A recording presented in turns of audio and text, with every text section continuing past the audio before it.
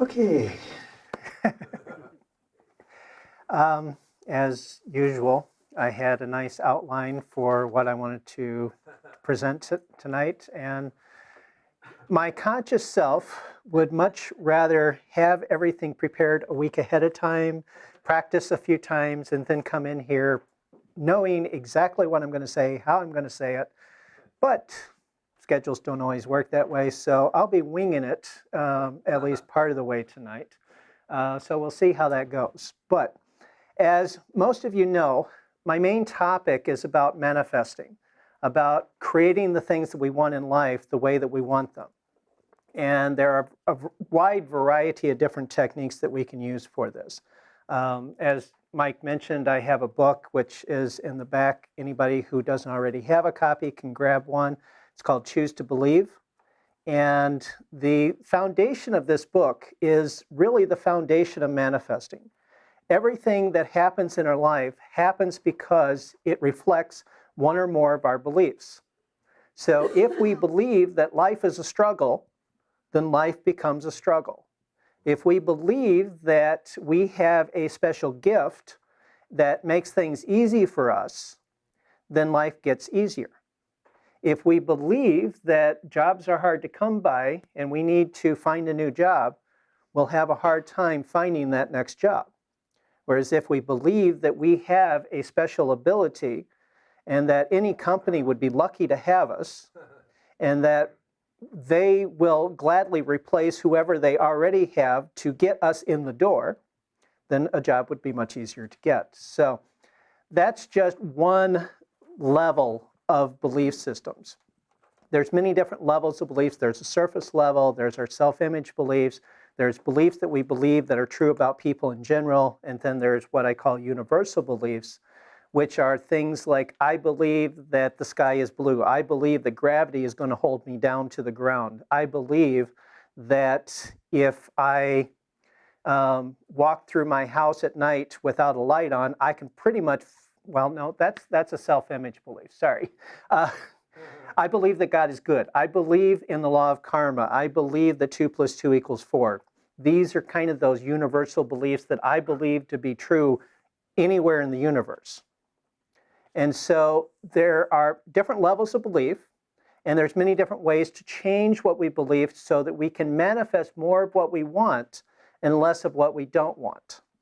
And in that Choose to Believe book, I pretty much scoured everything that I could possibly find throughout all my library, through the internet, everything, all the different techniques, and categorized them into that book so that I could give my readers the benefit of choice. Being a Gemini myself, I love variety, I love choice. And so when I write my books, I like to give choices to my readers as well. Now, since I wrote that book, that was done in 2008. 11 years have passed since then. I've learned some new things since then. I've learned that while choice is good, not every possible way of working with beliefs is really going to be the best way of working with beliefs. And sometimes simple is also good. And so in 2012, I wrote the next book, which was Harmonic Prayer. Some of you have seen that book. I have a few copies here. And we'll be getting into that later tonight. But the basic idea of harmonic prayer is that you can manifest more of what you want with a simple 3-step process. And that is to relax, to go within, make a deep connection to the divine source, imagine what you want in intense, vivid detail, and then trust that it's going to happen. And if you just follow those 3 simple steps, that right there will do more for you to manifest what you want than pretty much anything else that you can think of. Affirmations are good, but they don't hold a candle to actual get going within, contacting that divine and praying for what you want. There are a variety of other things too. Okay, I'm going off on the tangents here. Okay, one of the things that I wanted to talk about tonight is that while beliefs are the foundation for manifesting what we want, and in the Bible it says, according to your faith is it done unto you, meaning that life is a reflection of what we believe. Our beliefs, for the most part, are based on the memories that we have. We believe certain things because we've experienced certain things. I believe that I'm good at math because I got good grades in school. I believe that I'm good in science because, again, the good grades in school. I believe that I'm not so talented with art because whenever I draw something, it doesn't really quite look like what I wanted it to look like. So my experiences help to support my beliefs. A few years ago, I was reading a book on hypnosis because I'm fascinated with the topic and it ties directly into what I'm all about as far as where our beliefs are and how can we change our beliefs, and hypnosis is one of those techniques. But I was reading this book and it suggested to me a process of going within, going back into my memories, and then completely rewriting those memories. And I tried it. I tried it a couple different ways. There were a couple different memories that I went back and I changed. One in particular, way back in kindergarten. And it was interesting to me because one of the things that I did was I asked my mind, what is a memory that I really should take a look at and possibly change? And that was a memory that came up for me. And the memory was, after school one day, a friend and I were playing with his little toy cars. And for whatever reason, we were on the slides and I was throwing it up the slide and it went way too far and it got lost. And I spent at least an hour looking for his toy car because I felt so guilty for losing it. And I spent a lot of time looking for it, never did find it. Unbeknownst to my conscious mind, I was still carrying the memory of that guilt with me, even, well, just a couple of years ago, so for a very long time.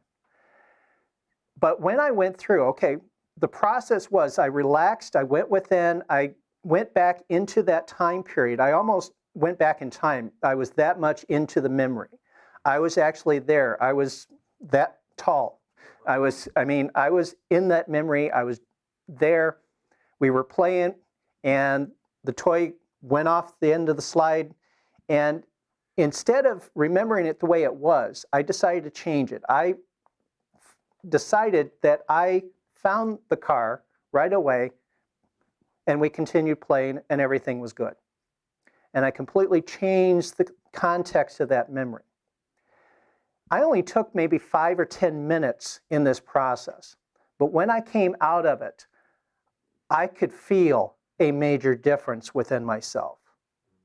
And I can say that since that time, that feeling of guilt hasn't come back. So that was a very powerful process for me. Another example, when I was in high school, having the last name of Tut, and at that time, what was it, Steve Martin that came up with the King Tut song? Yeah. I had a lot of the school classmates singing that song anytime I came around, and I wasn't one of the popular kids. So I felt like they were teasing me. I felt kind of embarrassed, and there was a lot of emotional negativity around that memory. That was another memory that I went in to change. I went back into the time frame, and I could hear them singing that song, and instead of thinking it through, living it as feeling embarrassed and whatnot, I chose to change the memory that we were actually friends, that we were all getting along, and that I was one of the cool kids.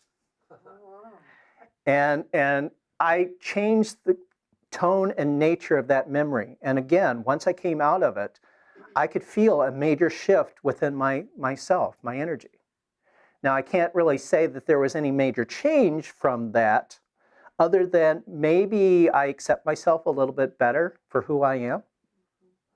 So the thing that I wanted to share with you tonight is the power of this process of going within, changing some of those old memories, some of those negative memories that are holding you back, weighing you down, kind of like the lead weight, and change those so that they're more enlightening, more beneficial, a brighter, more happy memory.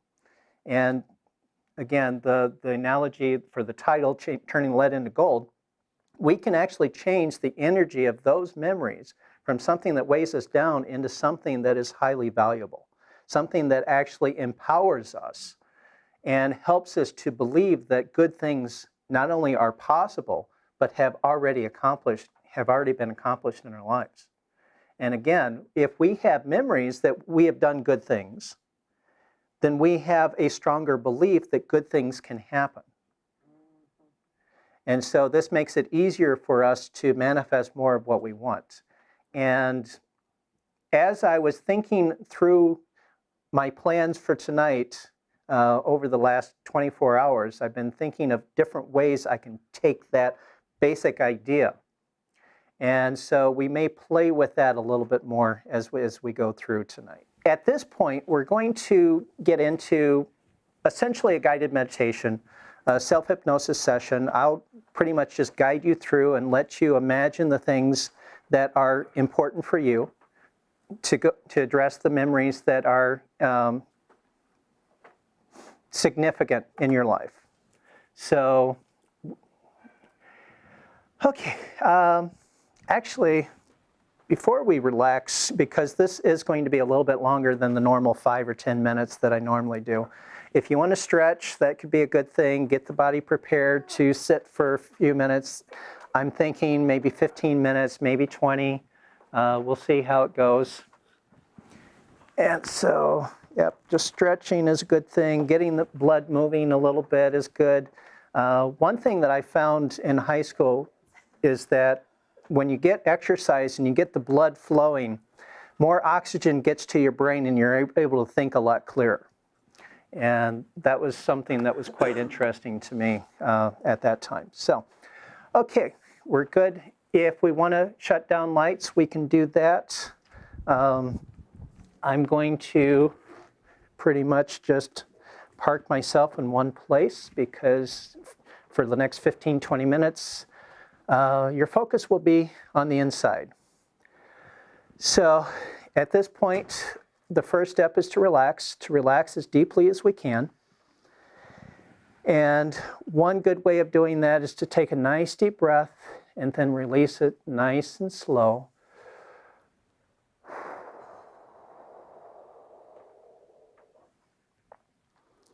And as you continue to breathe in and breathe out, you can imagine that all of the tension that may be within you is leaving your body as the air is exhaled.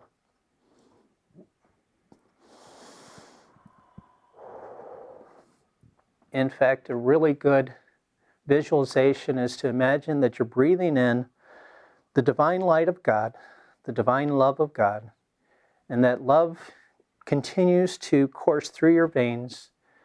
And as you exhale, everything that is not of love, that is not of God, is expelled and leaves you for good.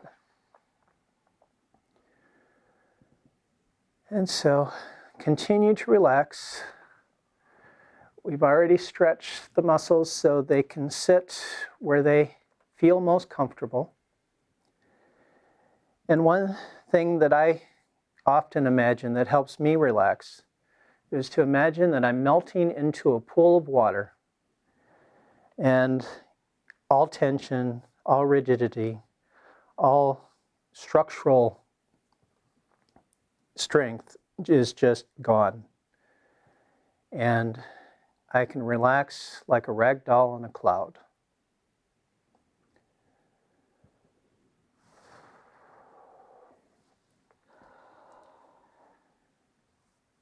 And as we continue to go through this session, our bodies will continue to relax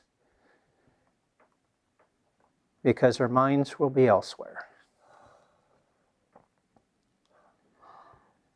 And so the next step is to relax our minds.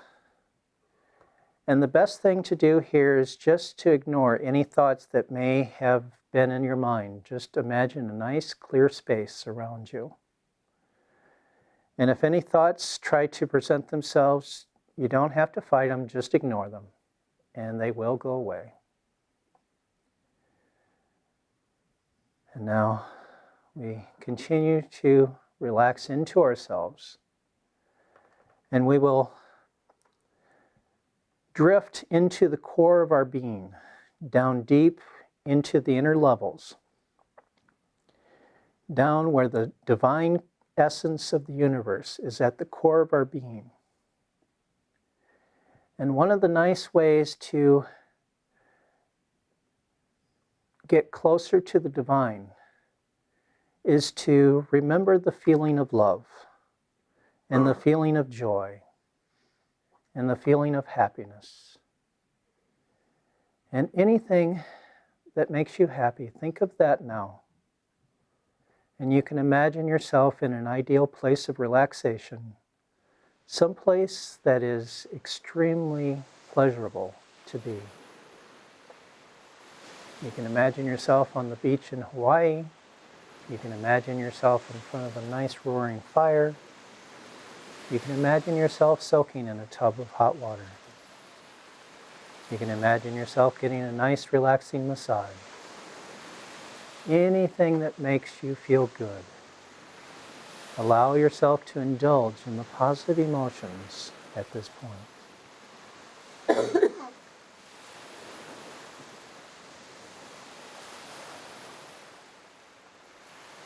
And as you get into this feeling, into these feelings of love and joy and pleasure, imagine what it would feel like if these feelings were 10 times stronger. If you could feel the love of the divine coursing through every cell of your body with all the power that is within the entire universe in each point of space. Because scientists tell us that there is that much power in every point of space. And imagine what would this love, this joy, this pleasure feel like if it were 100 times more powerful, 1,000 times more intense. Could you handle it?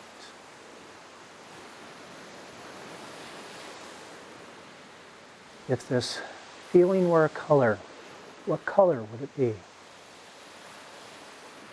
Imagine that color nice and bright, spreading throughout your entire body, throughout your entire mind, throughout your entire life.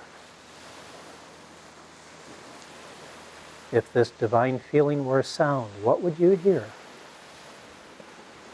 Would it be a single clear note, or would it be a symphony? Imagine that sound echoing throughout your entire being.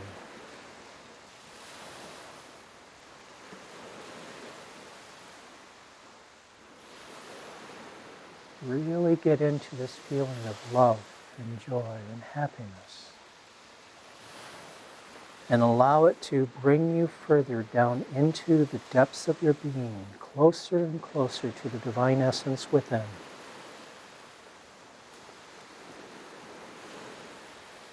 And at some point, on some level, you will realize that the core of your being a divine being, is part of who you are. You are an extension of the divine. You are divine. And so this divine love, this divine power, this divine energy is a birthright of who you are. It is the essence of you. And being a divine being, you have the power to bless, to heal, to change reality according to your vision. And we will be working with that idea as we continue. But before we go any further, I want you to consider two other ideas. There are some memories that you have within you that are things that have actually happened, things that are true. And there are memories that you have within you that are stories that you've heard, books that you've read, movies that you've seen, fiction, things that have not happened. Even though you may have seen a scene, even though you may have heard a conversation, that conversation may not have been part of your life. It may simply have been a story to which you had access. And so I want you to bring within your mind the idea of something that did actually happen. It could be part of this evening. It could be the fact that you are sitting here at the Coptic Center right now. And I want you to notice how that memory feels. How does it feel to be thinking about something that is absolutely true? Do you feel it in a particular part of your body? Does it have a particular characteristic in the image of that memory? Do you hear it in a particular way? And of course, this will make a lot more sense once we start to think about something that was merely a story, merely a fantasy, merely something of imagination, and compare that to the real memory. And how are the two different? Is the fantasy memory located in a different part of your body? Does it look different? Does it sound different? Notice the differences between what is real and what is not real.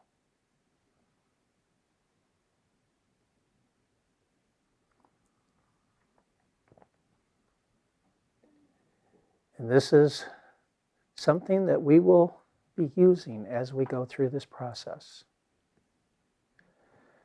Okay, you are doing good. Go ahead and release those memories. And now I want you to visualize yourself in a place. Imagine that you are on a piece of property that represents your life. And on this property is a house. And that house, that building, contains many memories, many different rooms. And at this point, we're going to visit one of the memories. And at this point, I want you to call forth a memory, something that caused you a little bit of irritation, nothing too major, just a little bit of irritation. Something that could have gone a little bit better than it did. And I want you to imagine that memory now. I want you to go back into that time and that place and see it as you did then. And what went wrong? What could have been done better? And notice where the change point needs to be. And then as a director of a movie, you can redirect the actors within the scene to do things differently, to say their lines differently. You can change the picture in front of you, change the experience. Run it through again, but this time as it should have been.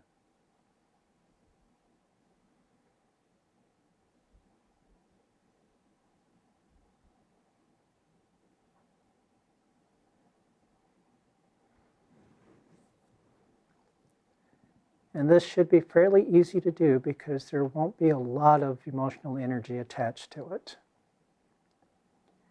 And if you want, you can take the old memory, the memory of what got messed up, what didn't go right, and you can change that memory so that it resembles a fiction. resembles imagination.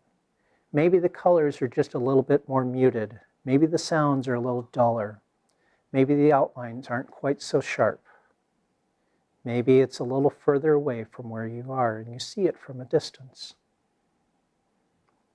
However, that characteristic of an imaginary memory should be, make that memory more imaginary. And then once that's done, take the new memory, the new thing that you have just created, and give it the characteristics of something that is actually true. Maybe the colors are a little bit bolder and brighter. Maybe the edges are just a little bit sharper. Maybe the sounds are a little clearer. Maybe it just feels a little bit more solid.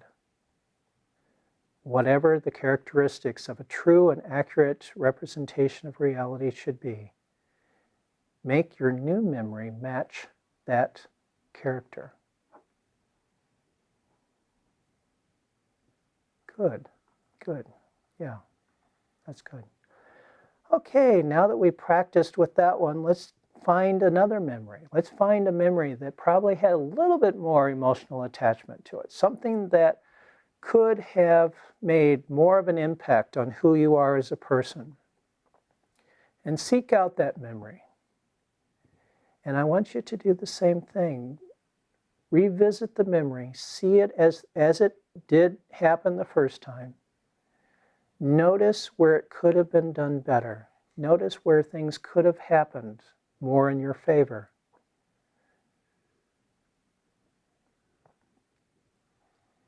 And then this time, before you create the new memory, make that old memory more of an imagination, more of a fiction, more of an untrue memory. Give it those characteristics. And now recreate it the way it should have been, the way it could have been, the way that would make you feel much better about yourself, who you are, and what you can do.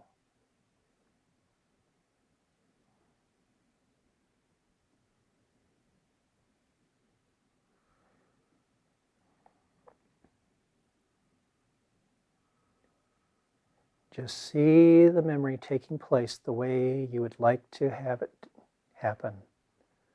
And as you do, give it the characteristics of the true and real memories. The colors, the sounds, the feeling.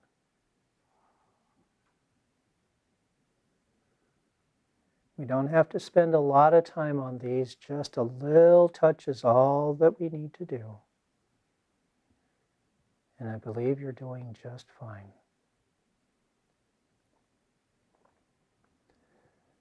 Okay, that's probably good for that one. So before we go any further, let's remember our feeling of divine love, divine joy, divine happiness. That feeling of love and power that is within you, that is part of who you are. And let that flow back through every aspect of your being, every part of your body, every aspect of your mind. Remember who you are. You are a divine being. You are a co-creator with the divine. There is infinite power. There is infinite love. There is no limit to anything of this. And it comes with you everywhere you go. And at this point, we're going to find a memory that may be buried a little bit deeper, that may have even more significance to how your life has progressed. And as you think back to that memory, remember that your divine love and your divine power come with you in every situation. And you are protected no matter what the situation might be. And that your strength will never wane, and that it is always there for you. Think back to that old memory. Think back to that situation that could have, maybe even should have been done better. See how it happened the first time around. Connect in with it. And now, let the divine love, the divine energy, the divine joy and power flow through you into that memory so that it blesses that memory, so that it blesses that situation, so that the divine can redirect that situation so that it can flow differently. And with the power of the divine at your command, redirect that old memory so that it becomes more of what you would want it to be. See everyone doing things in a better way, saying things in a better way, using the better words.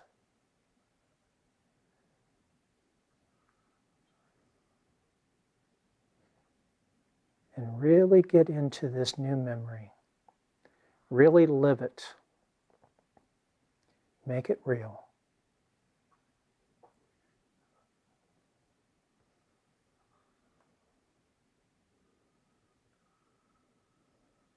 And as you are doing that, know that I am sending the divine love, the divine power throughout this room, throughout each person who is sitting here, so that you have the strength and the power and the love that is with you in this situation, helping to direct it to the best possible outcome.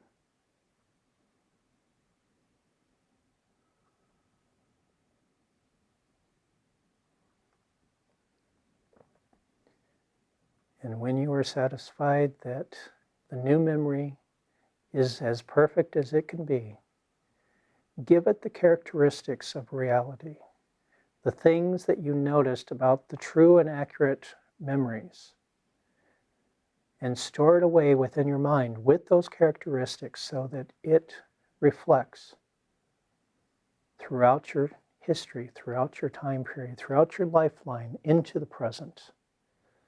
Because the energy of each memory will cascade throughout the entire sequence into the present and into the future.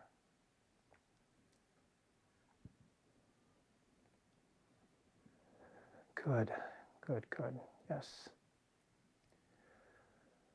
Okay. Now, one of the really amazing things about our divine mind is that it can do many different things all at the same time. We could go through and address each memory in turn, one by one, a minute here, a minute there, and eventually all such memories will be converted, changed, transmuted into something better. But we don't have to. We can process all of these memories all at the same time by using symbols. And so at this point, I'm going to ask you to imagine the building that you are in, this house that we've been talking about, this house of memories. And imagine that you've hired a crew to come through to clean things up for you, and that you have given them explicit instructions about what to change, what not to change, and how you would like things to be. And this cleanup crew is now going through the house, making everything better, taking away all of the old junk that you no longer need, and freshening things up so that it is a pleasure and a joy to live in this house, to be in this building. And everything is just perfect. And if there are any rooms that need any repair or remodeling, they will take care of that as well. If you would like a new bathroom going off the main bedroom, then that is what they will do for you. If you would like a big open window looking out over the ocean, they will install that for you, including the ocean.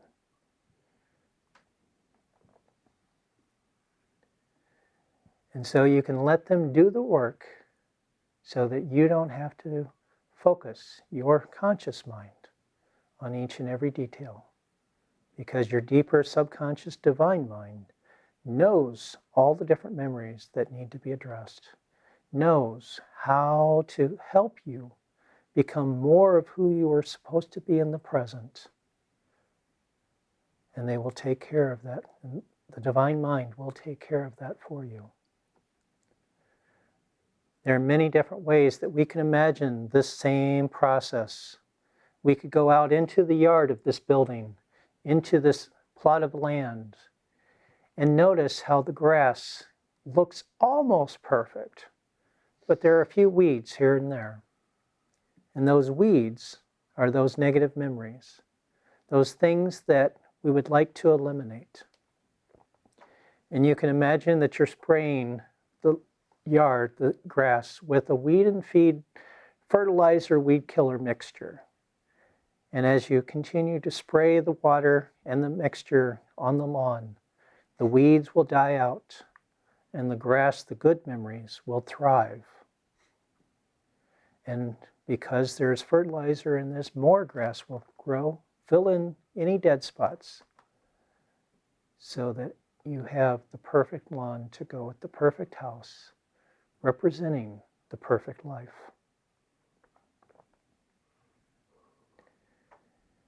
And another way of doing this, even if we were looking at the grass and the weeds, we could see ourselves blessing the grass and the weeds. We see ourselves sending divine energy out into the yard, into the lawn, and it takes care of everything for us because we are blessing it, because we are channeling the divine love, the divine power through us out into the space around us. There are many different ways of visualizing this. We could be looking at a shelf of books, a set of bookshelves, a library of books. And there are some books that you really enjoy reading through over and over again. There are some books that, well, it was okay the first time around, but maybe not anymore.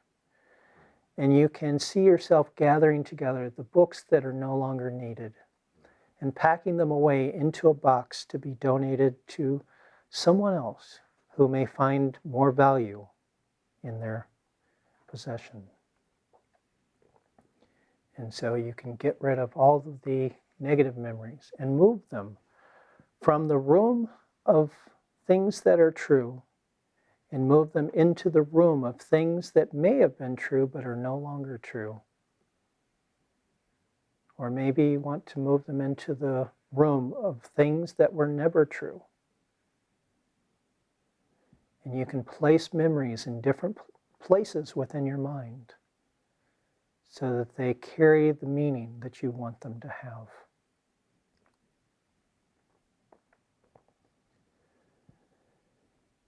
And so we have done quite enough for this one little session. But before we come back into the room, I want you to go back to that ideal place of relaxation. Go back into that idea, that memory, that visualization that gives you so much pleasure, that gives you so much joy, that is so great to be in. And just allow yourself to indulge in the positive emotions and reconnect with your divine essence. And as you do, I want you to set an intention that this divine energy will come with you everywhere you go. It will be there at any moment you need it. It will influence every decision you make, every action you take, every experience you encounter. And through this, you will be blessing every aspect of your life with the divine energy, with the divine love and power. And nothing can withstand the power of the divine. And therefore, everything will improve.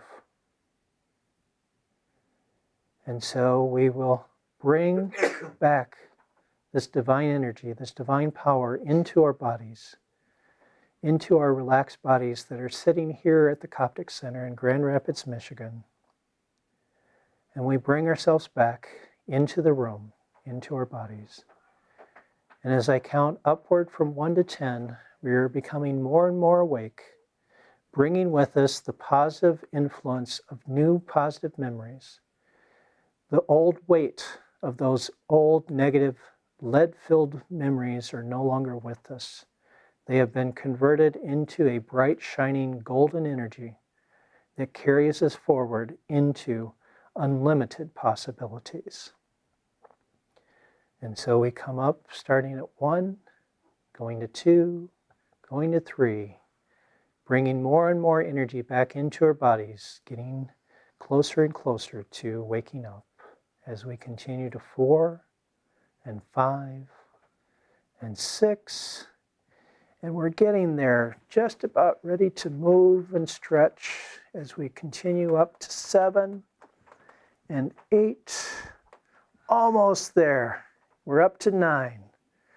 And as we hit 10, your eyes can open and we are back.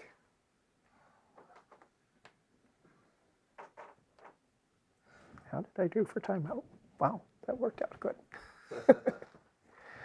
Okay, and so if we can get some lights, that's good, thank you.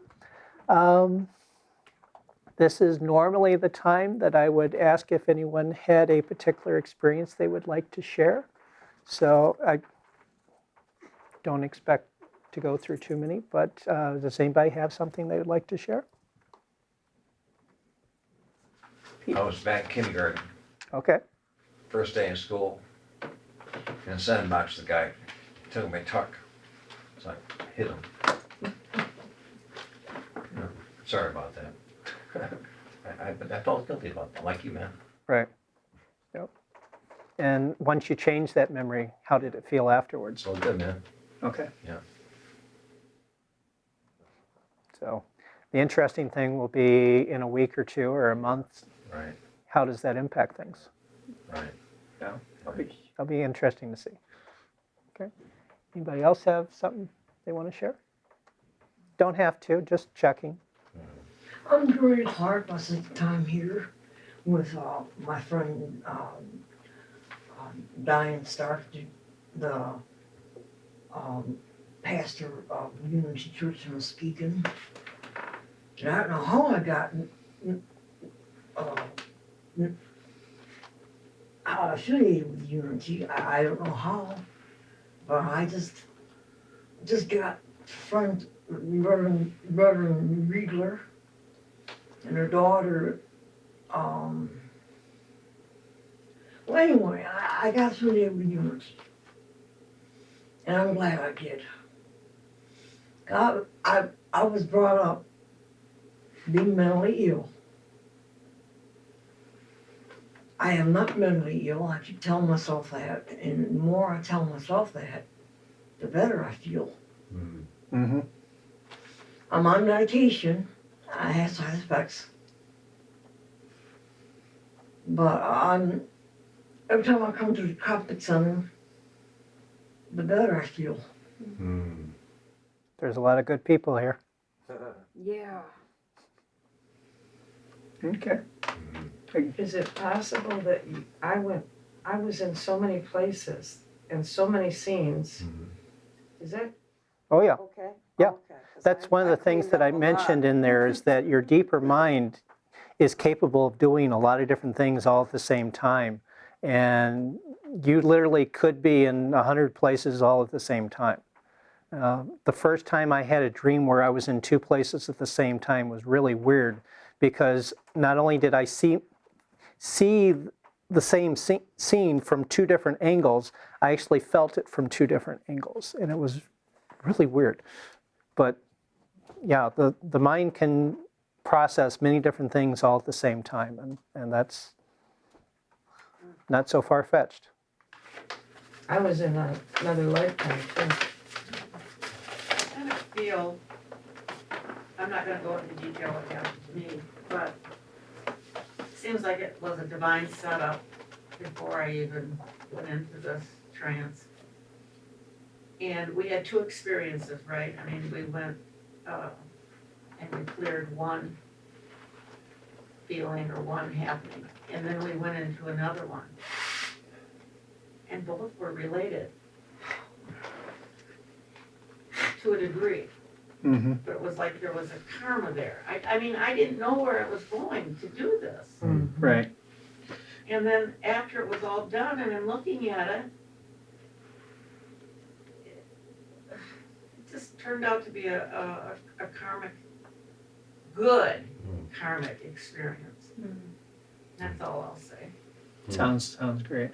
One of the extra little details that I thought of earlier today that I wanted to bring out at this point is that this process that I gave you about imprinting an idea with the idea of truth or falsehood, that is a process that I use in my normal life whenever I'm trying to manifest something, like good weather or a light layer of clouds for a time that I want things to be cool or nice light for photography. I will think of the thing that I want to manifest and imprint that with the characteristics of a true and accurate memory.